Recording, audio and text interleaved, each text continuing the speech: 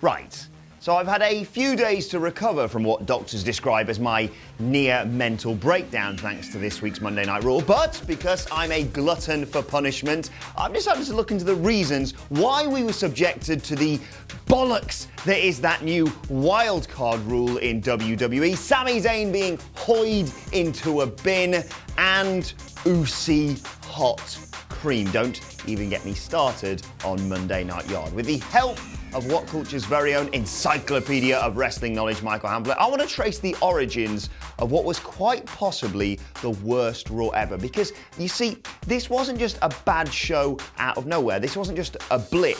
This was something that had been coming for a long, long time if you look at WWE's ratings and output. After all, when I posted Tuesday's rant, people said, this couldn't possibly be the worst Raw ever. That happened in November, which is the equivalent of being shot and someone saying, but it's not as bad as when someone stabbed you in November. Neither of these things should have happened. Remember your breathing exercise there. Anyway, I'm Adam Wilborn from WhatCulture, and come with me on a journey as we delve into the true story behind WWE's worst Raw ever. Let's start with the bloke WWE blamed for the slump at the end of last year. This guy, Baron Corbin. And yes, for those of you keeping track at home, that is also the guy who pinned the Universal Champion on Monday. Wow, WWE. But the thing is with Baron Corbin, you can't help but feel a little bit sorry for him.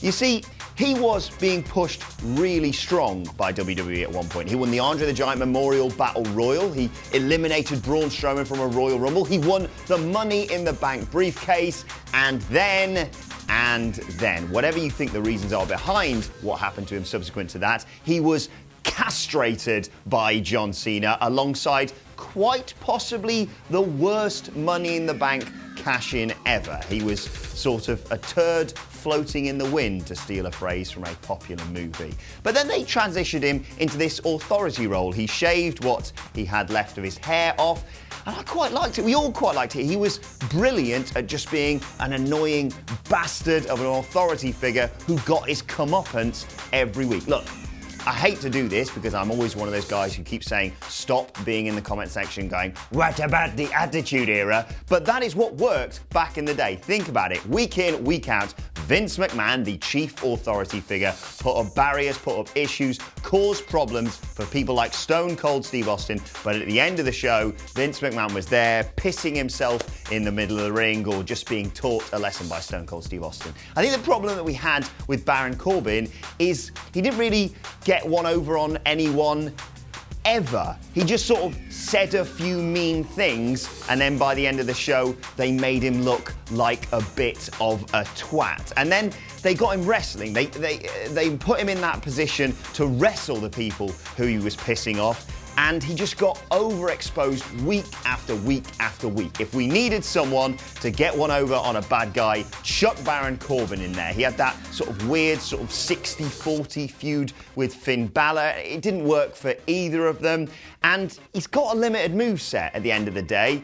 It works, chin locks, if you're trying to piss off the crowd, but you can't just have that as basically what you do. And then to pin all of it on him when it was blatantly obvious he was just a cog in the wheel didn't work for anyone. He was described as a ratings killer, and that eventually became a self-fulfilling prophecy. Speaking of ratings, WWE just don't seem to learn from when they see theirs falling off a cliff. Look, we've all seen the charts of the week-on-week, month-on-month, and even year-on-year downward trend of WWE ratings. And look, I know there is traditionally a slump after WrestleMania, but not this bloody bad. And they don't learn from anything. You've described Baron Corbin as a ratings killer. You've seen the fact that people turn off when he's involved. So what do? Chuck him in the main event. I mean, for God's sake, WWE.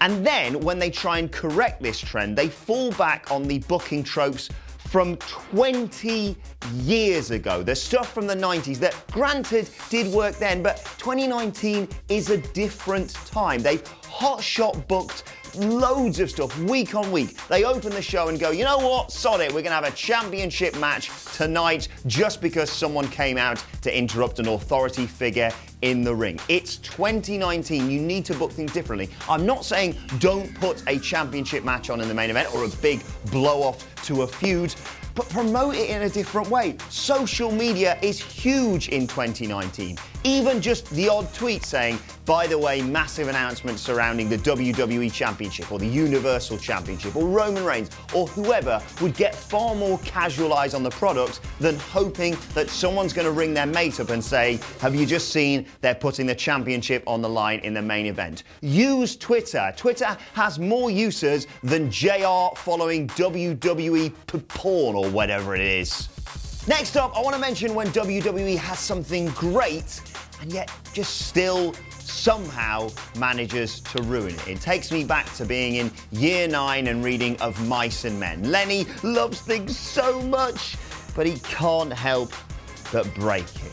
Case in point here for WWE, Braun Strowman. Now, he has had a checkered history with WWE. He came in as part of the Wyatt family. He was a bit, well, very green. He had the pissy trousers thing. And then they transformed him into this monster who just destroyed jobbers left and right and got over doing so. And yet they never pulled the trigger on him. And moments of it can be argued. Look, they had bigger stars, they had other stars that they wanted to push. They had Roman Reigns there, who they've always wanted to be their golden boy, of course. And yet, when it all went wrong for Roman Reigns, after they'd had all that god-awful Dogs of War stuff with Roman and the Shield and what have you, when Roman had that terrible announcement regarding his leukemia, it seemed finally that they will finally be doing this. Okay, Roman Reigns is out of the picture for terrible reasons, of course, but you need a new big baby face. Braun Strowman has to be your guy. All you have to do now, WWE, is put the title on him in Saudi Arabia. But no, the big MMA tomato gets trusted with the belt again, and it just felt like so many times they've missed the opportunity. Now it feels like they may never make Braun Strowman world champion, which is inexplicable when you look at him and look at what he's achieved. He's had the Money in the Bank briefcase. He's just chucked people all over the bloody shop. He's ripped stuff down. He's turned stuff over, and yet he can never get it done. He's had a million title shots and it never, ever pays off. And who did he end up facing at this year's WrestleMania, the biggest show of the year? Some SNL goobers. Braun, of course, isn't the only one who suffered, and this is granted slightly different here, but I want to talk about Becky Lynch because she was white hot around Survivor Series. Everyone was talking about her feud with Ronda Rousey, and then, of course, subsequently everyone was talking about what happened between her and Nia Jax that took her out of Survivor Series. She was cutting amazing promos, whether that be on TV or on Twitter. Everyone couldn't get enough of Becky Lynch. The only problem was, it was December, not March. And that was the real issue here.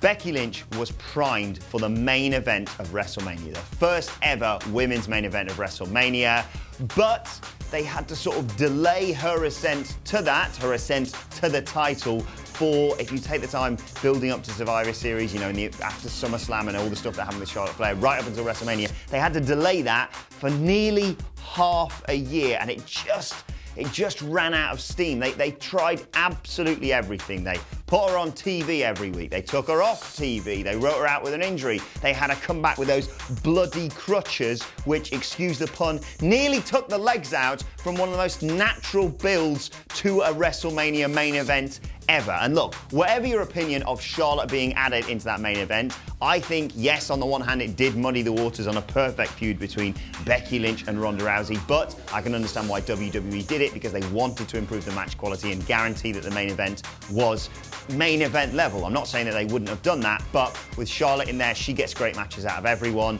And yeah, we had a shonky bit of a finish in the main event of WrestleMania, but that wasn't the real issue here. The real problem here was it just seemed like too long between Becky Lynch suddenly being the white-hot entity that everyone wanted to see in the main event of WrestleMania and actually getting to WrestleMania, and especially getting to the main event of WrestleMania, because I was there and it was a bloody long slog. But we got there, and then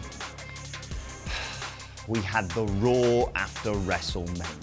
What the bloody hell was WWE thinking with the Raw after WrestleMania? Look, I get it. That and the SmackDown after WrestleMania are the two shows that the mad, smarky bastards go to, and you can't really tell them what to do. It's bloody bizarro world, and they bring beach balls and they sing Fandango's theme song. But why sabotage your own show? We had a lovely moment. I had a great time for the majority of that Raw after WrestleMania, literally up until the main event. I got to see The Undertaker live and in person, and we had that great opening with the two new champions, Seth Rollins and Kofi Kingston, coming out, congratulating each other.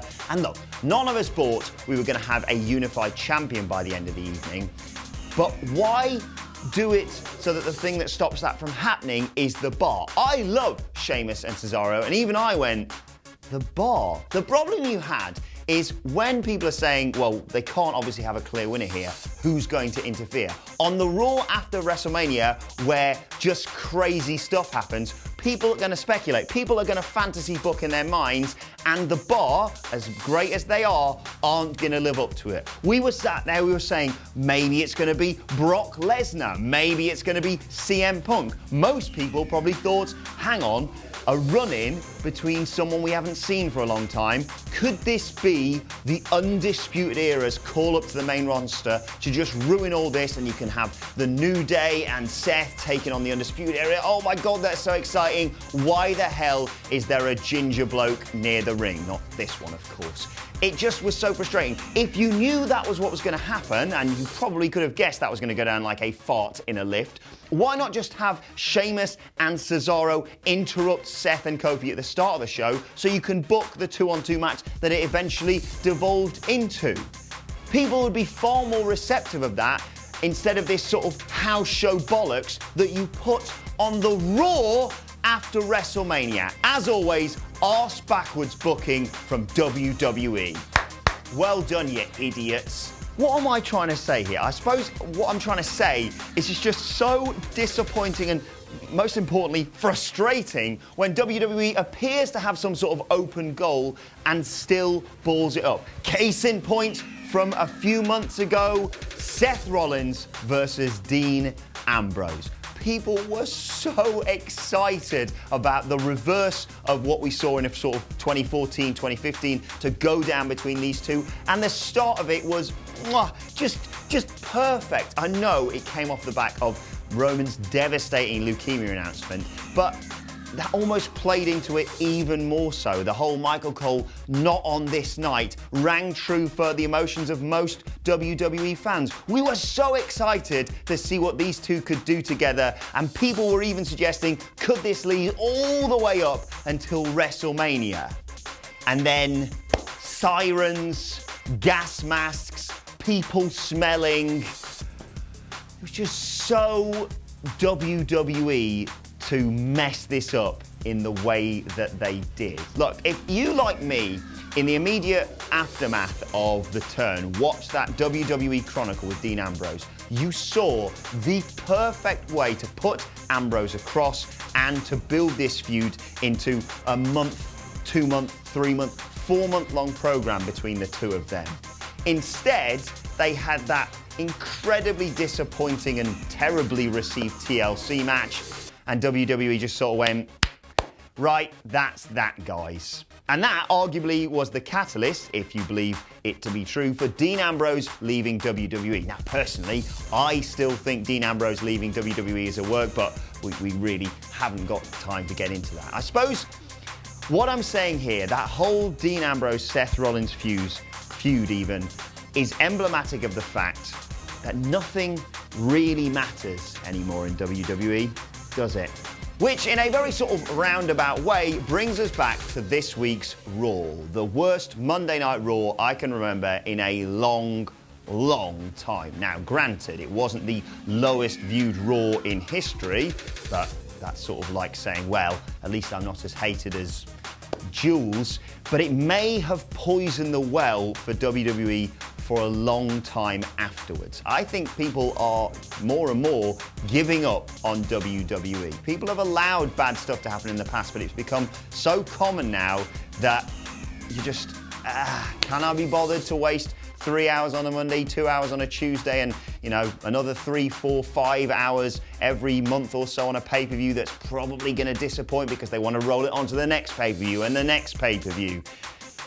I think people are growing more and more frustrated and less sort of wanting change and more just going, turn it off. Look at the figures.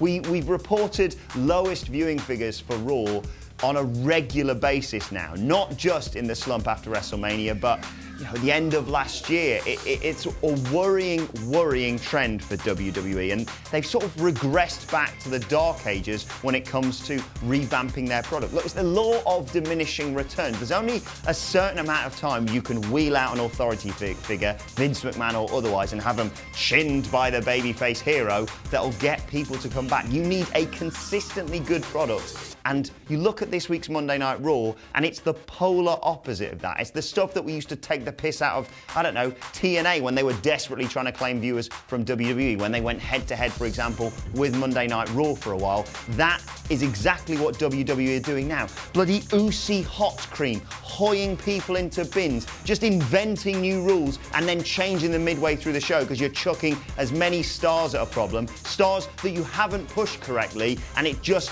isn't working. Look, Vince McMahon may sit there and call himself brilliant and a genius. You're not brilliant and a genius, Vince McMahon. You are a dinosaur, just as the AEW asteroid is about to hit. Ooh. That feels a lot better to have gotten that off my chest. Let me know your thoughts on that and the future of Monday Night Raw and WWE in the comment section below. And don't forget to like, share, and subscribe. And check out our wrestling podcast by searching for What Culture Wrestling on either iTunes, Spotify, or wherever you get your podcasts from. My thanks to Michael Hampler helping me get this tirade out, I suppose. Thank you for watching, and we will see you soon.